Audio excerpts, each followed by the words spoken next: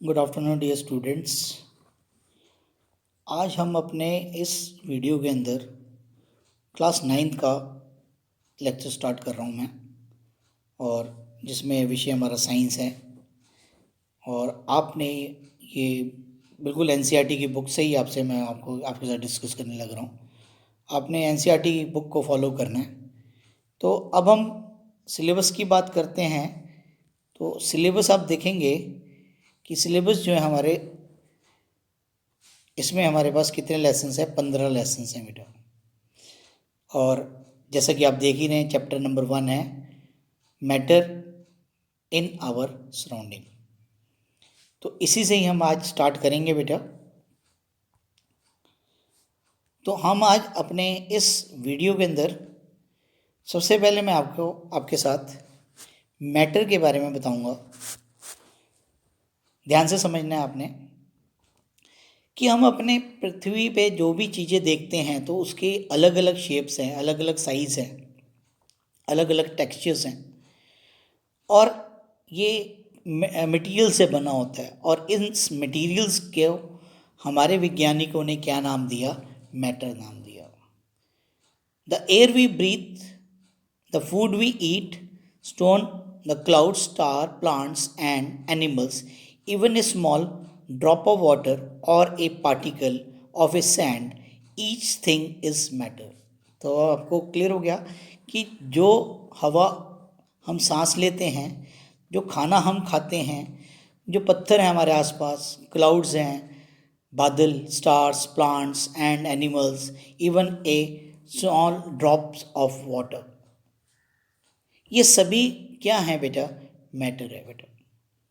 तो we can also see, we look around that all the things mentioned above occupy space that is volume and have mass।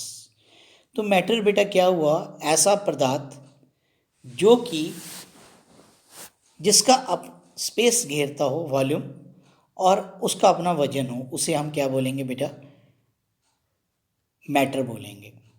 Since earlier times human beings have been trying to understand their surroundings, earlier Indian philosophers classified matter in the form of 5 basic elements। 5 तत्वों के अंदर बांटा गया था। The 4 पंच तंत्र: air, अर्थ, fire, sky, water. वायु, पृथ्वी, अग्नि, आकाश और पानी। According to them, everything living or non-living was made up of 5 basic elements. Ancient Greek philosopher had arrived at a similar classification of matter. Modern day scientists has evolved 2 types of classification of matter based upon their physical and chemical properties। पहले जो हमारे philosophers थे, उन्होंने जो matter को 5 तत्वों में बांटा, लेकिन जो आज के जो वैज्ञानिक हैं, उन्होंने फिजिकल और केमिकल पदार्थ के आधार पर, प्रॉपर्टीज़ के आधार पर मैटर को 2 भागों में बांटा। अब हम बात करेंगे physical nature of matter. Matter is made up of articles. For a long time 2 schools of thought prevailing regarding the nature of matter. One school believed that matter to be continuous like a block of wood, whereas other thought that matter was made up of particle like sand। तो 2 प्रकार के हमारे स्कूलों की बात की, तुलना की। तो एक ने सोचा कि ये कॉन्टीन्यूस है, ब्लॉक ऑफ वुड, लकड़ी का पीस है, और एक ने मैटर को सैंड के पार्टिकल्स समझा। Let us perform an activity to decide about the nature of matter. Is it continuous or particulates? और इसके लिए मैंने अभी एक वीडियो बनाई है, उसको आपने देखना है। उसके दौरान ये एक्टिविटी नंबर 1 आपको उस वीडियो के अंदर क्लियर हो जाएगी। Second, how small are these particles of matter, ये टॉपिक है हमारा। इसके लिए भी मैंने अपनी वीडियो के अंदर एक्टिविटी 1.2 करवाई है, वो भी आपने मेरे वीडियो से ही देखनी है। अब हम बात करेंगे यहाँ पर इस बात को, ये वाली बात पॉइंट को पढ़ेंगे। कौन से पॉइंट को? ये वाला पॉइंट पढ़ेंगे, ये जो मैं मार्क कर रहा हूँ। The particle of matter are very small, they are small beyond our imagination. जो पार्टिकल्स हैं ये हम बहुत ही छोटे छोटे कण होते हैं और ये हमारी इमेजिनेशन से भी परे है। मतलब कुछ पार्टिकल्स ऐसे भी होते हैं, माइक्रोस्कोपिक पार्टिकल्स होते हैं जो सिर्फ हमें सूक्ष्म दर्शी द्वारा ही दिखते हैं। अब हम बात करेंगे characteristic of particles of matter. इसके लिए हमने क्या किया, particles of matter have the space between them. दो एक्टिविटीज मैंने अभी आपको अपनी वीडियो में शेयर की, 1.1 and 1.2। We saw that particles of sugar, salt, Dettol या potassium permanganate got evenly distributed in water. Similarly, when we make tea or coffee or a lemon dried नींबू पानी जिसे बोलते हैं, particles of one particle of matter get into the space between the particles of other. This shows that there is enough space between the particles of matter. मतलब एक particle दूसरे particle के space के अंदर एंटर कर जाता है। इसका मतलब दो पार्टिकल्स के या जितने भी पार्टिकल्स हैं उनके बीच में खूब सारा स्पेस होता है। और अब आपने इसमें एक्टिविटी नंबर 1.3 मैं पढ़ रहा हूँ, ये आपने करके देखना है और इसकी ऑब्जर्वेशन नोट करनी है। Put an unlit incense stick in the corners of a class. How close do you have to go near it to get its smell? Now light the incense stick. What happens? Do you get smell sitting at a distance? Record the observation. बहुत ही simple सा experiment है बेटा। घर में हम जैसे अगरबत्ती या धूप जला देते हैं, आपने अपनी क्लासरूम में एक धूप जला देनी है और दूर बैठ जाना, मतलब अपने अपनी सीटों पे बैठ जाना है। क्या उसकी खुशबू आप तक पहुंचेगी या नहीं, ये आपने अपने कॉपी के अंदर रिकॉर्ड करना है कि जो बच्चा बिल्कुल पास बैठा है या बहुत दूर है उससे, तो क्या उसको स्मेल आएगी या नहीं आएगी, इसके बारे में अपने कॉपी पे ऑब्जर्वेशन नोट करना है। अब मैं आपको एक्टिविटी नंबर 1.4 आपके साथ डिस्कस करने जा रहा हूँ। ये क्या करना है, take 2 glasses beaker filled with water.